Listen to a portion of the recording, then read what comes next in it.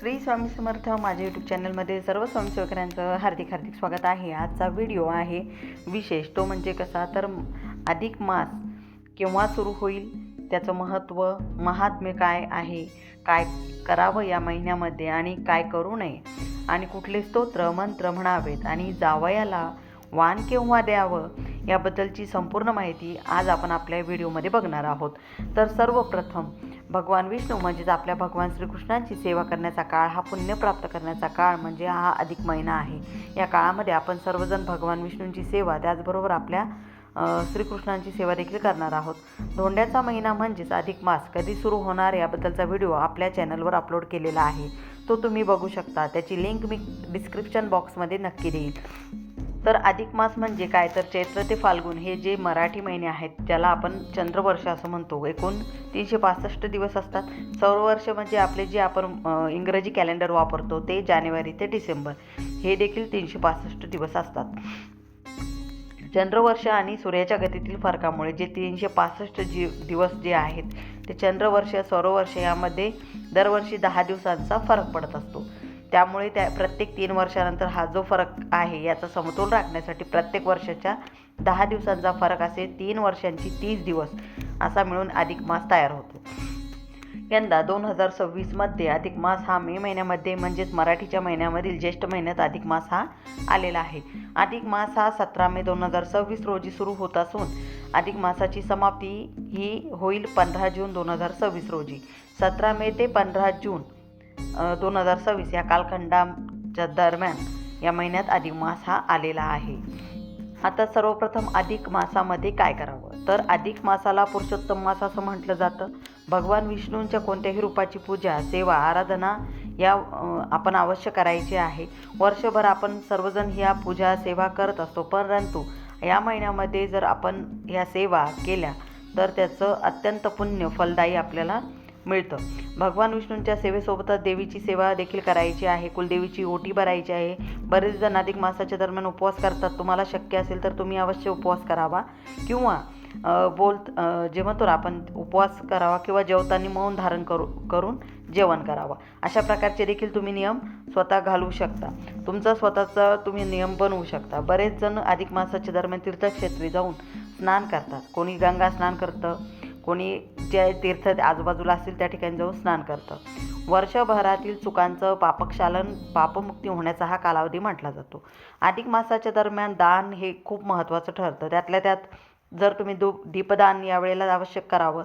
तुम्ही ते तीर्थक्षेत्री जाऊन स्नान केल्यानंतर देखील तुम्ही दीपदान करू शकता किंवा तुम्ही एखाद्या मंदिरात जाऊन देखील दीपदान करू शकता। नाही तुमच्या आजूबाजूला मंदिर तर केंद्र असेल तर केंद्रात जाऊन देखील तुम्ही दीपदान करू शकता किंवा संपूर्ण महिना अधिक मासामध्ये तुम्ही घरामध्ये देखील अखंड दीप प्रज्वलित करू शकता।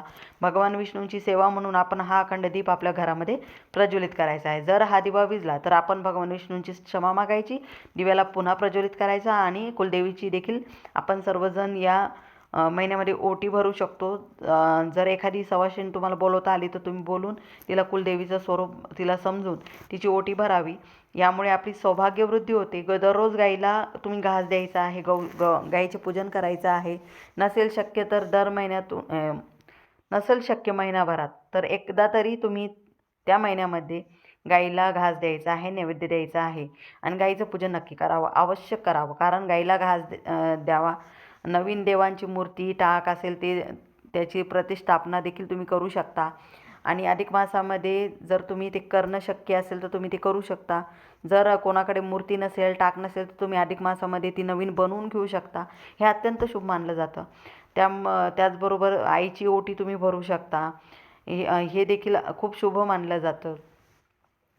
आणि मात्र अधिक मासामध्ये ज्या पद्धतीने ओटी भरणं शक्य आहे ते खूप फलदायी आहे असं मानलं जातं। त्यातल्या त्यात सौभाग्यवती महिलांच्या बाबतीत अधिक मास हा जोडवे बदलण्याचा मुहूर्त मानला जातो। ज्यांना जोडवे बदलायचे असतील त्यांनी अधिक मासामध्ये आवश्यक ते जोडवे बदलावेत। सर्वात महत्त्वाचं म्हणजे धोंड्याच्या महिन्यामध्ये जावयाला वाण देण्याचं हा खूप महत्त्वाचा विधी आहे। कारण भगवान विष्णू स्वरूप मानून जावयाला आपल्या घरी आमंत्रित करून त्याचं पूजन करावं, त्याचा यथोचित सन्मान करावा, त्यांना तुमच्या परिस्थितीनुसार तुम्ही चांदीचं निरंजन द्या, तांब्याचं द्या किंवा चांदीचं ताट द्या, तांब्याचं ताम्हण द्या, जे तुम्हाला शक्य होईल ते द्या. किंवा 33 दिवसांचा हा मास आहे म्हणून तुम्ही 33 अनारसे देखील तुम्ही त्यांना देऊ शकता.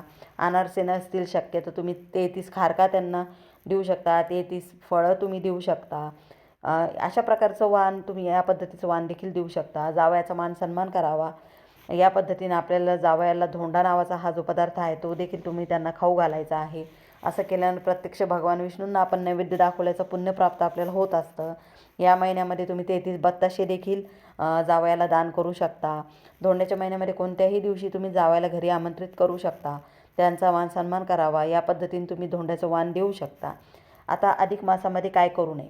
अधिक मासामध्ये कुठल्याही प्रकारचं मंगल कार्य, वस्तू खरेदी, वास्तुशांती असेल, लग्न, साखरपुडा, मुंज या गोष्टी करू नयेत.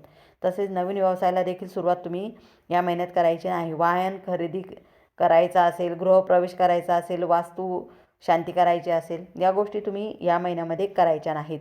या महिन्यामध्ये कोणत्याही आध्यात्मिक सेवा कराव्यात. अधिक मास हा 3 वर्षातून एकदाच येणारा आहे. पुरुषोत्तम मास ज्याला आपण म्हणतो. अधिक मास हा मलमास म्हणून देखील ओळखला जातो. या मासामध्ये भगवान विष्णूंची जास्तीत जास्त सेवा आपल्याला करायची आहे. विष्णू सहस्रनामाचं रोज पठण करा.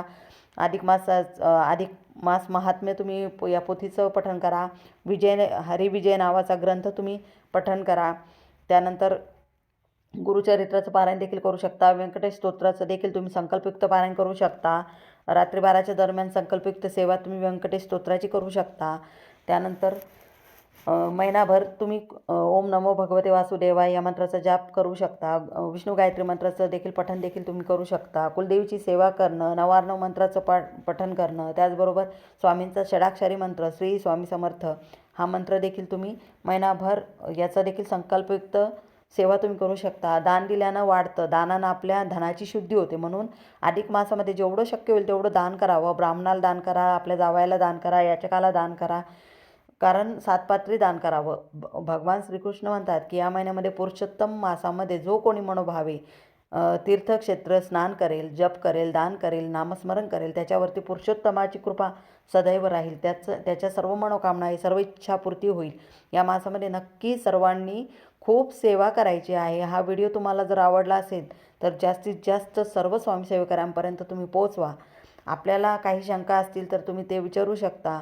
झाले सेवाई महाराजांच्या मी रुजू करते. व्हिडिओ आवडला असेल लाईक करा, शेअर करा, सबस्क्राईब करा. सर्वांना श्री स्वामी समर्थ.